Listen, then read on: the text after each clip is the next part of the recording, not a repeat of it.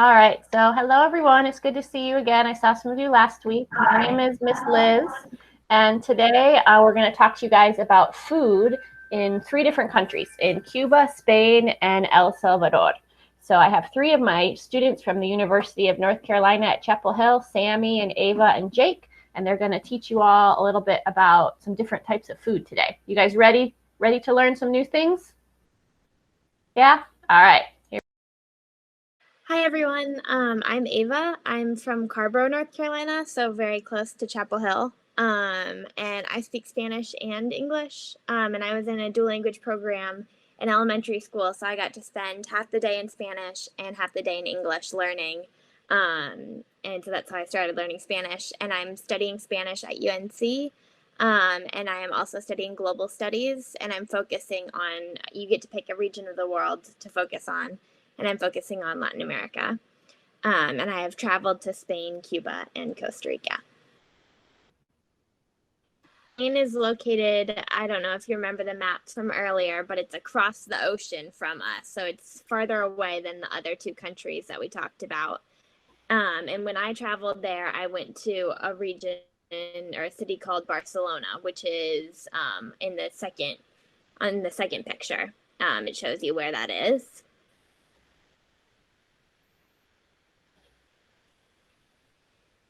So the capital of Spain is Madrid, and it's located right in the center of the country, so it's easy to find.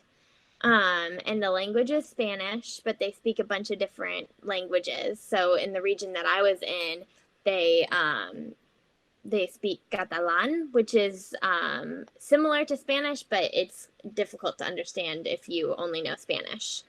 And so Spain is made up of 17 different regions. So all of the colors on that map are different regions. And then within the regions are other provinces too. So just like smaller territories. So they have a lot of distinctions. And Spain is located on the Iberian Peninsula right next to Portugal too. So that's the whole part of the land that Spain is on. So here are some pictures of Spain. In Barcelona, that's the Thinking Bull. That's kind of a famous statue. And then right below it is La Sagrada Familia, which is a beautiful building. And then we have some restaurants in Spain. And they have these restaurants called Tapa bars. Where they serve a bunch of different plates, so you see all the food out there. And then there's a plaza in Barcelona. It's a very famous one. And then I also traveled to the coast, so that's the Mediterranean Sea right there.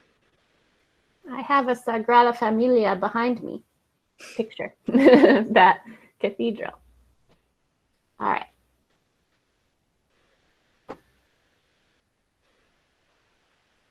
So in Spain, they have these big open markets. And actually in Barcelona, there's La Boqueria, which is, I think, the oldest fresh market in Europe. And it's 800 years old, I think, so very old. And they have all of these different stands where you can buy meat, you can buy like fresh vegetables and fruits.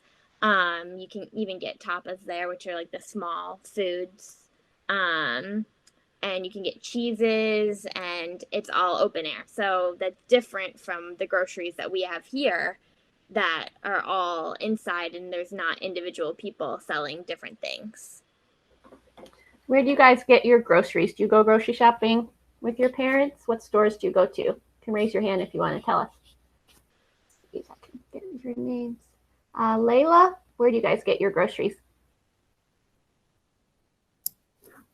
Piggly Wiggly. Piggly Wiggly? All right, who else? Abby, where do you guys go shopping? Walmart and Piggly Wiggly. Yeah. And Keisha, I think maybe I see you again. Keisha? Fresh Market. You go to Fresh Market? All right, so you guys go to some different places. So yeah, in Spain they have these, like Ava was saying, these open air markets, kind of like a farmer's market where you can go outside and buy your food. But they do also have grocery stores that are indoors, like Piggly Wiggly or Fresh Market, where you can, so they have a couple of different kinds there.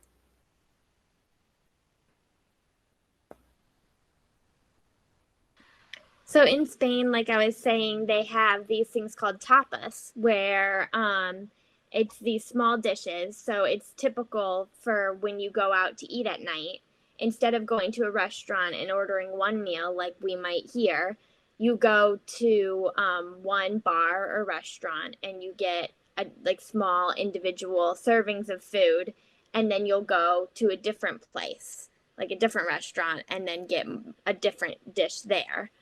Or multiple different dishes there. And so it's like you get to try different snacks at each place. It's very fun.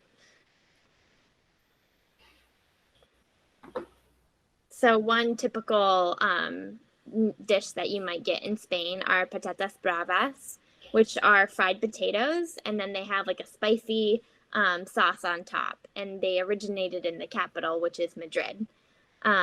Does that remind any of you guys of a food that we have here? The fried potatoes? Jose? My grandma cooks potatoes, sweet potatoes.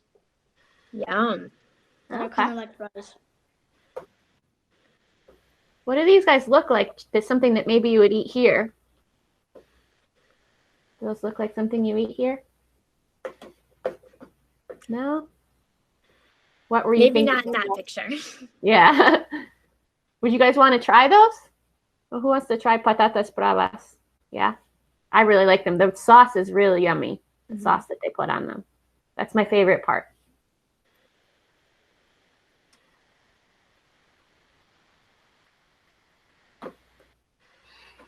So another food that's from Spain are called croquetas, and there's a lot of different types of them, but they are made with milk, butter, and flour, and then they're fried.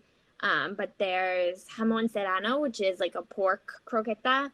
There's pollo, which is chicken, papa, which is potato, and then arroz, which is rice.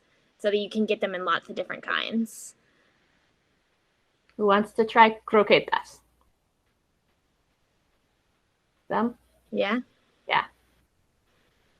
Okay. So now you get to pick one.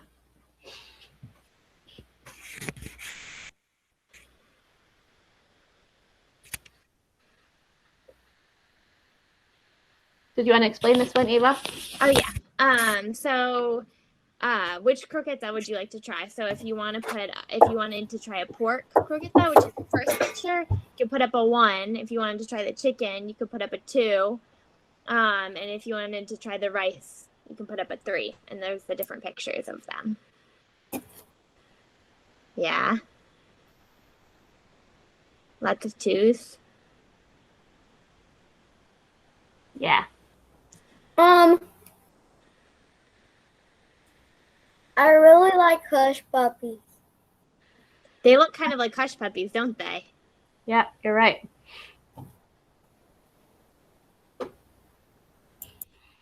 So Spain has a different eating schedule than we do. They eat later at night. And that's because they have this thing in the middle of the day called a siesta, where